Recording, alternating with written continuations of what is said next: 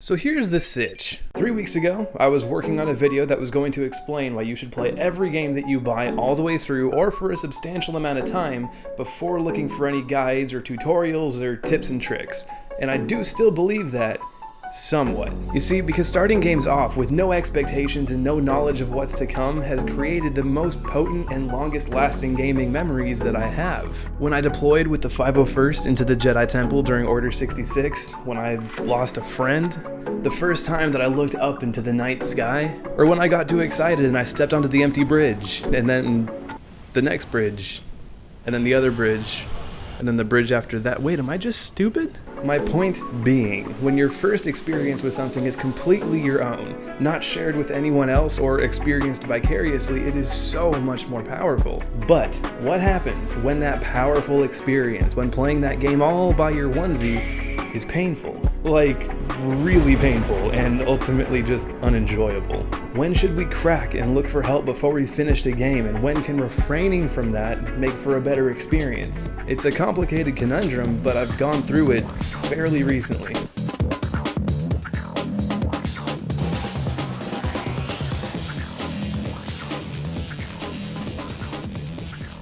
So, not too long ago, I picked Sekiro back up for the third time. The third time? Man, you must have rage quit at the final boss or something. Nope.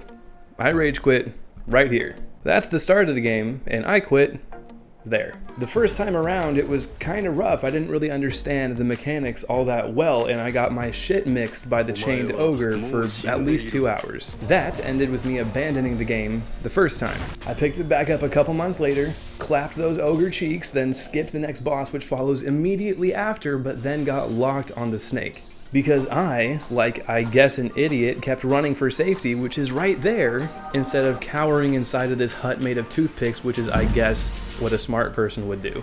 And then, a few weeks ago, I picked it back up again, because I wanted fresh examples in my head for a video that was all about not using guides or tips. Ironic. Because Sekiro turned out to be the game that broke me. This has been the one game that made me snap, that made me crack and look up a guide, look for help before I had really had my own experience with it for the first time. I beat all 3 Dark Souls games with no guidance, except for messages, of course. I found all the stones of Baron Zaya with no help.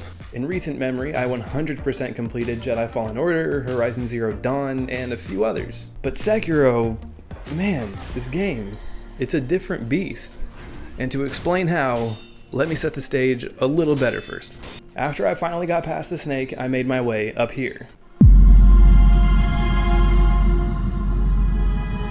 You know that's a boss arena before you even set foot in there.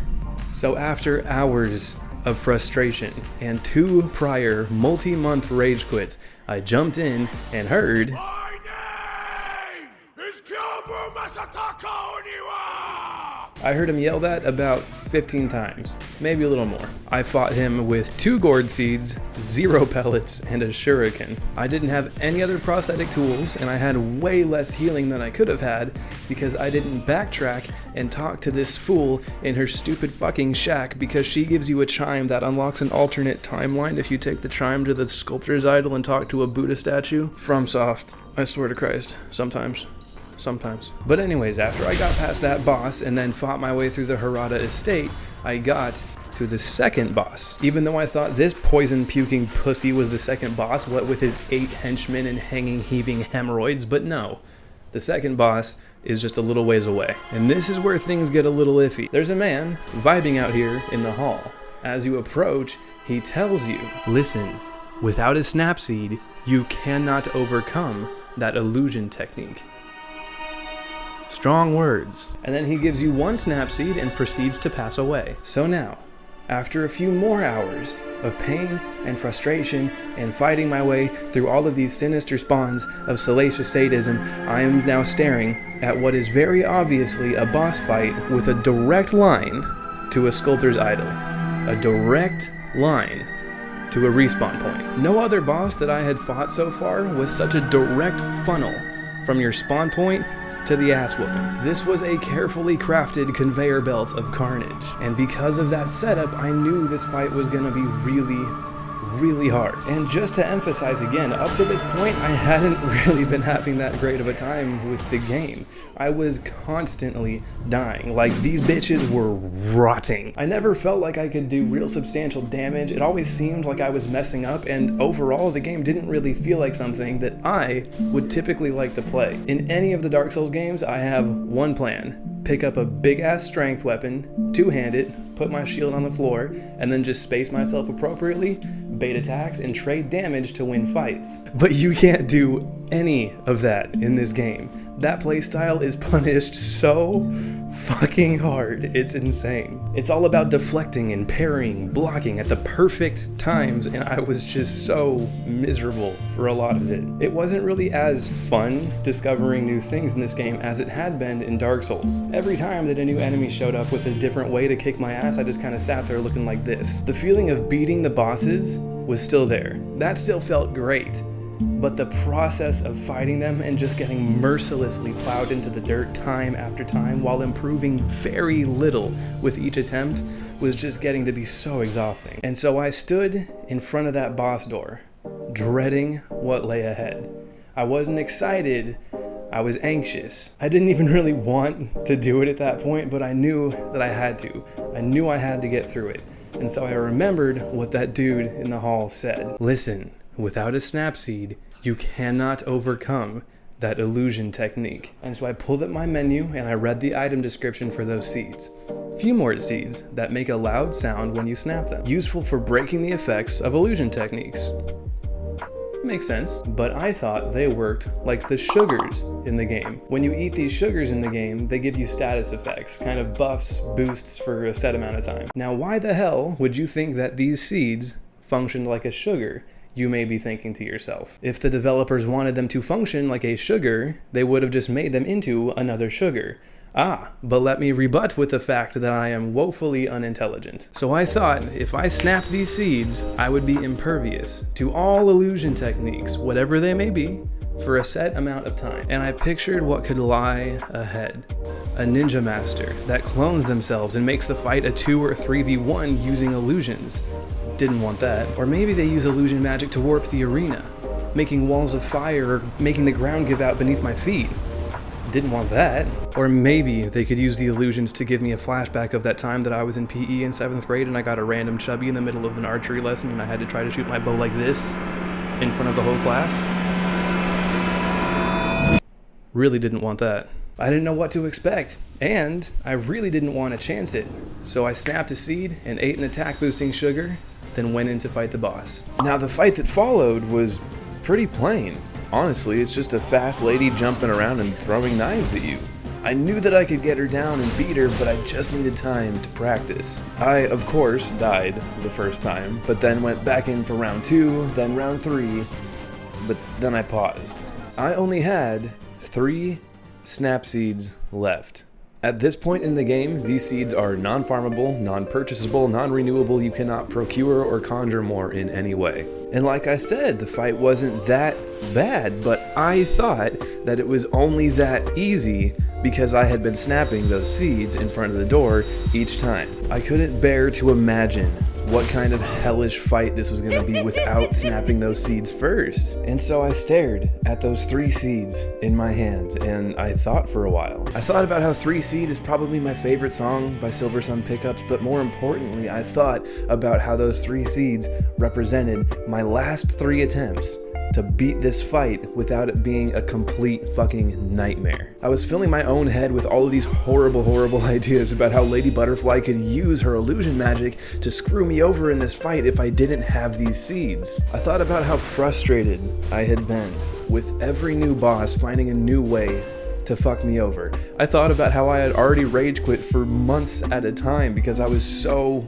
fed up. And as I stared at those 3 seeds, I realized that I did want to beat the game. I did want to play it, but I wasn't having that much fun doing so. I went through and I thought about all of the ways that I was going to describe the way that blind playthroughs felt better, and I realized that I hadn't had any of those positive experiences in Sekiro. By taking month-long breaks, I had forgotten some of the basics of combat. I was just kind of lost in the game. I really just wasn't having a good time. Every time that I won a fight, it didn't feel like I had achieved anything. It just felt like I got lucky that time and got good RNG. I just felt defeated. And so, for the first time, looking at those seeds in my inventory, looking at what I thought were my last 3 chances to beat this boss, I caved, and I looked for help. Turns out this idiot deserves to bleed out in the hallway. Oh my god! You can't hope to overcome the illusion technique. Head ass. You want to know what her grand illusion technique is? She summons in little ghost warriors in her second phase that do dick for damage and die in one, count it, one hit. You also use the snap seeds when those ghosts show up to dispel them in an AoE burst. So I was literally just wasting them, snapping them at the goddamn door. And yeah, I had to play the entire game over again just to get that clip of me snapping those seeds. Please subscribe. I try so hard. The guides that I looked up for Lady Butterfly not only allowed me to beat her in 2 tries, they taught me how to play the game to some extent. I came out of that fight feeling so much better, so much more confident, and the game was so much more fun after that.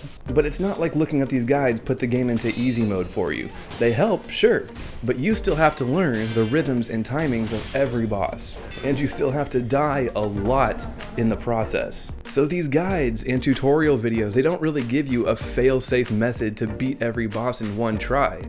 They just cut out hours of pain and frustration by explaining the moveset of your boss and explaining what you're trying to look for. But it's still up to you to suffer through the fight, to practice and get it all down yourself. These videos might teach you methods that you can use to fight these bosses that you wouldn't have thought of yourself. For instance, right after Lady Butterfly, there was a boss called the Blazing Bull. And I, again, like I guess an idiot, thought to myself, okay, I'm gonna have to avoid this 30-ton flaming bull at all costs. There's no way that I can take it head on, so I'm just gonna have to stick to its rear, damage it, and hope that I can outlast it. But nope, surprise, you can stop that 30-ton bull charging straight at you at Mach 2 by waving your 3-pound katana at it. Duh. And to clarify a little more, these fights are still really, really tough. It took me 27 attempts to beat Genichiro even though I looked up guides for him. It literally takes practice to read his moves, to decide if you want to jump over his head or Makiri counter him. It's really, really tough. But even though he kicked my ass, with the guides I knew that I was doing the right thing. It cut out so much of the frustration, and even in my final attempt when I did beat him, I was still having fun with it. Looking at those guides, it alleviated the stress of trying to remember every single one of their moves and remember how I fought around it and memorize all of the mistakes that I made. Looking at these videos just teaches you the moves that you're trying to watch for, the important things where you can have an opportunity to excel. Like with the Guardian Ape, you bait the poop and then Firecracker. And with that knowledge, when you figure out the windows that you have to deal serious damage, you get to focus on refining your techniques and your timing. And when you get through it, and you do finally beat those bosses yourself, it still feels amazing. Like when I finally beat Genichiro by bashing him with my axe and trading damage with no healing or any resurrections left like a real, true idiot, it felt amazing. Getting past that fight let me know that I didn't just know what I had to do, but I could actually do it. I could actually win. And after that, everything clicked for me, and Sekiro has become one of my favorite games now. And to my surprise, it's all because I looked for help. And now, like I've been mentioning, I am a big proponent for blind playthroughs most of the time. More often than not, I feel like immediately looking for help before you've really given things a try on your own can water down your experience with the game significantly. If you're lucky enough to have the memory, think back to playing Minecraft before it exploded on YouTube. I have a crystal clear memory of finding my first diamonds ever nestled behind some redstone. I remember my first trip to the Nether, and I remember that feeling of awe, standing on a mountain, looking out at the land before me, and wondering, what do I want to do? But now, when I start a new Minecraft world, it's, okay, we got boots on the ground. I need wood in 15 seconds. I'm going to have iron ore in 120. I want a full set of iron by the end of night 1. Then we're moving on to securing a village and get those trades going. Efficiency 5 books and a haste 2 beacon are our primary objectives, people. We do not start building without them. Or it could be something like Skyrim too. The first time you exit Helgen and you go running off with Rayloff to do the first bit of the quest or gallivanting away to do whatever. But these days, when I start a new game in Skyrim, it's okay, we're going to Embershard Mine first, sweep through, take all of the iron ore, exit the tunnel, go down to Riverwood, take all of the ingots from Alvor, then move on to Whiterun, deposit the materials in a barrel, move on to Halston Stream Camp, take all the iron ore there, and obtain the transmute mineral ore spell. Go back to Whiterun, turn all of your iron ore into gold and power level your smithing. You get it. Once you know what to do in a game, you tend to optimize your gameplay to progress faster. Why would you dick around with weak iron gear and shitty enchantments for longer than you have to? Why would you not power level your character a little bit to make him stronger at the beginning? When you're brand new with no guidance, you get to really revel in the experience instead of trying to find the fastest way to do something and regarding any other playstyle as a waste of time. Even in the Souls games, once you figure out what you need to do, they become so much different, which is why I was kind of hesitant to try the guides out in Sekiro. Dark Souls 3 took me maybe a week, possibly more, to beat the first time around. But now, when I need to beat the entire game again, just to get a half-second clip of Dark Eater Midir burning me to death on this bridge for my intro, I can do it in an afternoon. And I have had a similar experience with Sekiro, when it was so hard the first time around. But for this video, going back and farming all those clips, I beat every single boss in one try. And it wasn't because I watched any guides or tutorials, it was because I had actually fought them. I learned what I needed to do and I actually got good on my own. To sum it all up, I do think there are clear benefits of having your first playthrough of any game be completely blind. You don't want to play something story-driven while looking ahead in the narrative to make sure you get the perfect ending. Do things naturally, make some mistakes, have fun, and if it doesn't end up the way that you want, you get to play it again. If it's a game where there are complicated systems to figure out, tinkering with it on your own for a few hours is gonna teach you way more than any British person ever could. And in the end, you'll be able to create amazing original works of your own without a tutorial. If you find yourself stumped on a puzzle, mull it over, reread all of your clues, and you will get it eventually. But if you're at the point where you're considering not playing a game that you paid for, then looking for help is absolutely fine. I'm really glad that I came to that revelation on my own, that my opinion on it kinda 180'd, because it took Sekiro from a game that I dreaded playing to something that I really love. I guess I just needed a little help getting good. So thank you for listening to my Sekiro Snapseed story. If you're a returning subscriber, hi, good to see you again. If you're joining in for the first time, then hi, good to see you for the first time. I do want to say just thank you for bearing with me with a really shoddy upload schedule. I finished my last semester with really good grades, stoked on that, but this upcoming one is when I have to take classes for pre-calculus and chemistry, and it's gonna be really tough, but I'm gonna try to get more videos out because I really love doing this. If you guys didn't notice, I put in some work recently to make these videos better, so hopefully it was enjoyable. But in any case, thank you again for watching, and I'll see you in the next one.